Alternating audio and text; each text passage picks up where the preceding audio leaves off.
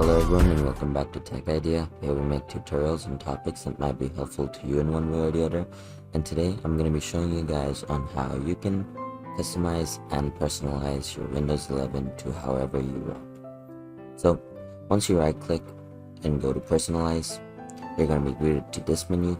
From here, if you go to background, I created a slideshow background. As you see, it's named as desktop N, and the picture changes every 30 minutes.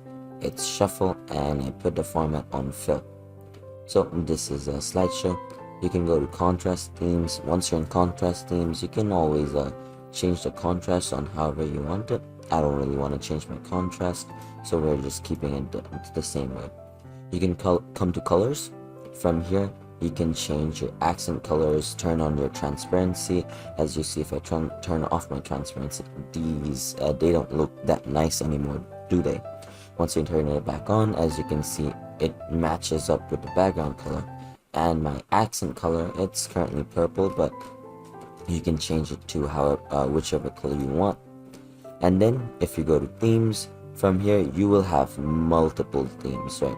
This is my cursor, and you can always browse themes from the Microsoft Store as well.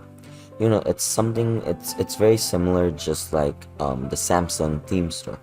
As you can see, there are multiple themes here that you can download for yourself.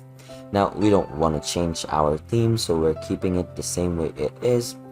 We're just gonna go back to settings.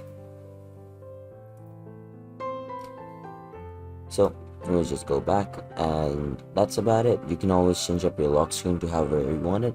This is my lock screen, and if you want, you can get fun facts, which I'm just gonna turn on right now. And yeah, I hope you found this video helpful. If you did, please drop a like, and if you want to see more videos like this in the future, don't forget to hit that subscribe button as well as that notification bell.